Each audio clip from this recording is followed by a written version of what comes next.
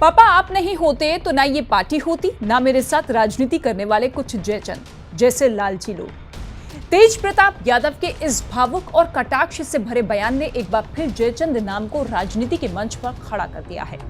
चाहे मंच बाबा बागेश्वर का हो या कोई चुनावी रैली, जब भी कोई गद्दारी, धोखा या विश्वासघात की बात आती है, एक नाम बार बार गूंजता है, जयचंद। पर सवाल यह है कि कौन थे राजा जयचंद? क्या वो सच में गद्दार थे या इतिहास ने उनके साथ नाइंसाफी की है?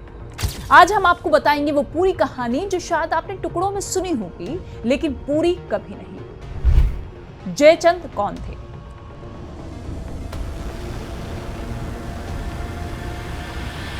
राजा जयचंद गढ़वाल या गेहरवार वंश के एक शक्तिशाली शासक थे जिन्होंने 1170 से 1194 ई तक उत्तर भारत के कन्नौज पर राज किया। उनके पिता विजयचंद्र और दादा गोविंद चंद्र भी प्रभावशाली राजा रहे। उन्होंने कन्नौज के अलावा वाराणसी में भी कई महत्वपूर्ण कार्य कराए और अपने शासनकाल में राज्य का खूब विस्तार किया। कहा जाता है कि राजा जयचंद को सिर्फ कहानियों में ही गद्दार कहा गया है। इतिहास में इसका कोई ठोस प्रमाण नहीं मिलता। वो एक वीर और प्रतापी राजा थे। उन्होंने अपने राज्य कन्नौज का विस्तार किया। उनके शासनकाल में कन्नौज राज्य ने बहुत उन्नति की। राजा जयचंद ने कन्नौज के साथ साथ बनारस में भी कई काम किए।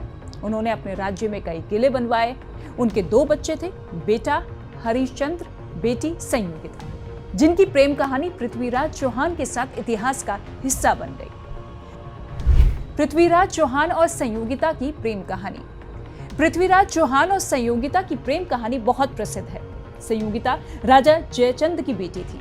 पृथ्वीराज चौहान एक महान राजा थे और अपने राज्य को तेजी से आगे बढ़ा रहे थे। संयोगिता ने उनके बारे में सुना और उनसे प्रेम करने लगी। राजा जयचंद पृथ्वीराज चौहान और संयोगिता के प्रेम के खिलाफ थे, इसलिए उन्होंने संयोगिता का विवाह जल्द से जल्द कराने का फैसला लिया।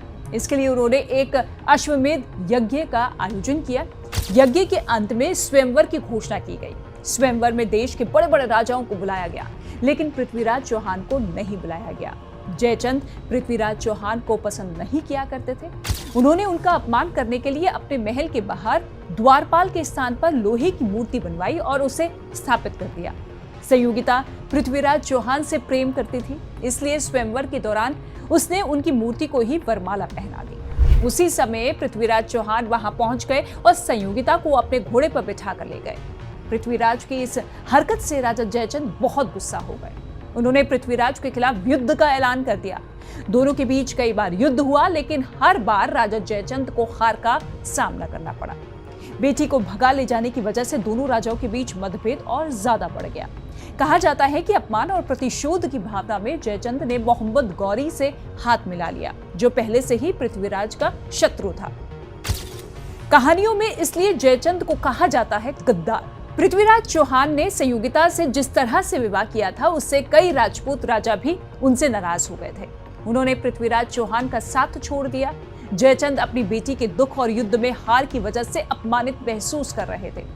वो पृथ्वीराज चौहान से बदला लेना चाहते थे, इसलिए पृथ्वीराज चौहान के सबसे बड़े दुश्मन मोहम्मद गौरी से जा मिले। मोहम्मद गौरी पृथ्वीराज चौहान का सबसे बड़ा दुश्मन था।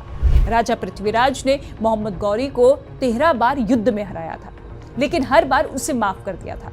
इसलिए पृथ्वीराज चौहान के दोनों दुश्मन यानी कि राजा जयचंद और मोहम्मद गौरी एक साथ मिल गए। दोनों का मकसद एक ही था, पृथ्वीराज चौहान को हराकर उनका राज्य हासिल करना।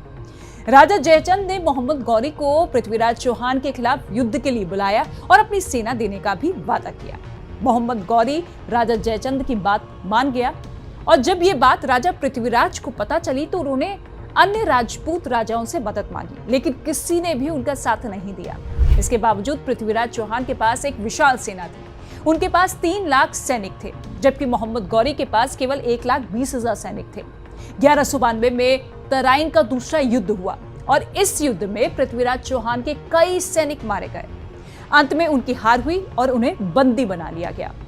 कुतुबुद्दीन के साथ मिलकर मोहम्मद गौरी ने कन्नौज पर आक्रमण कर दिया। इसके बाद दोनों के बीच युद्ध हुआ। युद्ध में राजा जयचंद को तीर लगने से उनकी मृत्यु हो गई और इन्हीं कारणों से राजा जयचंद को गद्दार कहा जाता है, क्योंकि उनकी वजह से पृथ्वीराज चौहान को हार का सामना करना पड़ा था। कुछ इतिहासकारों का मानना है कि राजा जयचंद को गद्दार कहना सही नहीं है। उनके अनुसार राजा जयचंद एक शक्तिशाली राजा थे। उन्होंने अपने राज्य का विस्तार किया और कई महत्वपूर्ण काम किए। वो पृथ्वीराज चौहान के दुश्मन थे, लेकिन उन्होंने देश के साथ गद्दारी नहीं की थी। ये सच है कि राजा जयचंद ने मोहम्मद गौरी का साथ दिया था, लेकिन उनका मकसद सिर्फ पृथ्वीराज चौहान से बदला लेना था। वो नहीं चाहते थे कि मोहम्मद गौरी भारत पर कब्जा करे। इसलिए राजा जयचंद को गद्दार कहना एक जटिल मुद्दा है। इतिहास में उनके बारे में अलग अलग मत है। कुछ लोग उन्हें गद्दार मानते हैं तो कुछ लोग उन्हें एक वीर राजा मानते हैं। आज भी राजा जयचंद की कहानी लोगों को याद है। राजा जयचंद की कहानी हमें यह बताती है कि राजनीतिक दुश्मनी या व्यक्तिगत अपमान जब राष्ट्रीय हित से ऊपर हो जाए तो परिणाम पूरे देश को भुगतना पड़ता है। इतिहास को संतुलन से पढ़ना और समझना बहुत जरूरी है, ना कि किसी एक पक्षीय कथा के आधार पर किसी को हमेशा के लिए कलंकित करना।